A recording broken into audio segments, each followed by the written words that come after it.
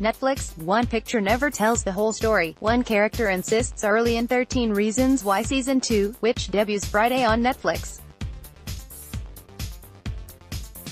"You heard my story the way I wanted it to be told," Hannah Baker, Kathrine Langford, explains later, "but there's always another side to every story."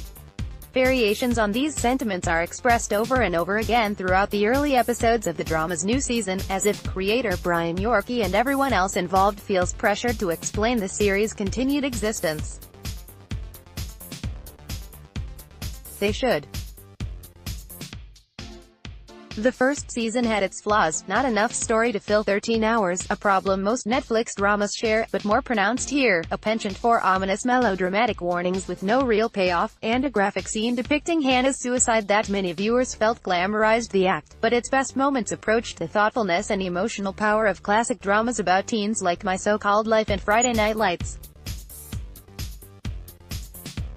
But the season was also telling a very specific, finite story, the many emotionally cruel moments that drove Hannah to take her life, and the impact of her leaving behind a series of audio cassettes telling her sad tale to the people she holds responsible.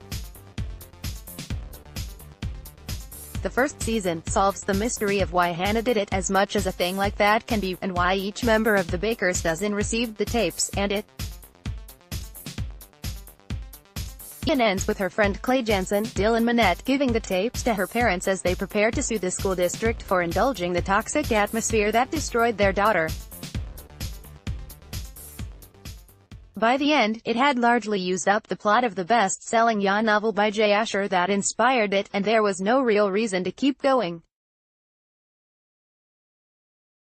Well, there was one reason: the show was a word-of-mouth phenomenon for Netflix, as far as we know, given the secrecy about how many people are watching any of their content, and an algorithm-driven company isn't going to give up on a successful product just because it creatively makes no sense.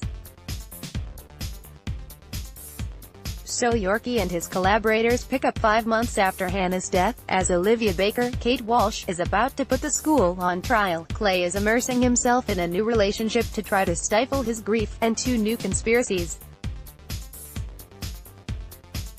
are afoot, one to encourage Clay and his friends to keep digging into the mini-crimes of King Jock Bryce, Justin Prentice, the other to intimidate trial witnesses from naming Bryce, who raped Hannah shortly before her death, or his friends. After audio cassettes last time, this year's analog technology is Polaroid photos. I look forward to Season 5, where Clay finds more clues about what really caused Hannah's death, written inside a book of Mad Libs. The repeated idea that people may not have been looking at Hannah's story properly is there to justify these new episodes, but those lines inadvertently sum up the other big flaw from the start of the new season beyond its mere existence, by suggesting that the people making the show were most interested in the parts of Season 1 that worked least, and vice versa. Or, at least, Yorkey and company may have decided that the weakest parts, the mysteries, and, by extension, all the characters like Christian Navarro's Tony, who speak and act cryptically for the sole purpose of keeping those mysteries going, the jock bullies operating like a junior mafia, were the easiest way to keep the story going. With each new revelation, each new flashback that adds additional context to one of last season's flashbacks, it begins to feel less like a sensitive teen drama than like one of those forgettable lost rip-offs that thought the key to success was introducing 5 new questions for every old one that gets answered.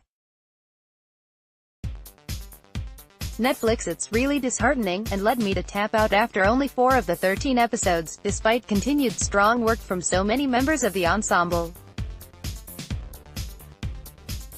But even that feels tainted by the hoop Season 2 jumps through to keep Kathrine Langford prominent throughout. Langford was the deserved breakout star of the first season, achingly tying the many different Hannah Bakers that her classmates saw to the one that only she truly knew, and Season 1 was so flashback-heavy that it was easy to feature her a lot. Season 2, well, it features some flashbacks, albeit not as many, and for the rest of her screen time, well, Yorkey opts for a device that frequently plays as funny when it's not meant to, and that causes severe tonal whiplash on the rare occasions when the laughs are intentional.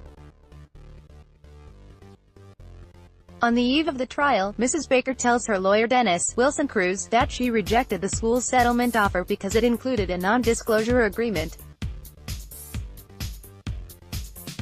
Hannah's story needs to be told, she says. But Hannah's story was told last season, imperfectly at times, stunningly at others. And each additional reason, each additional season, dilutes the impact of when we first heard it. Alan Sepinwall may be reached at sepinwall@eprox.com. He discusses television weekly on the TV Avalanche podcast. His new book, Breaking Bad 101, is on sale now.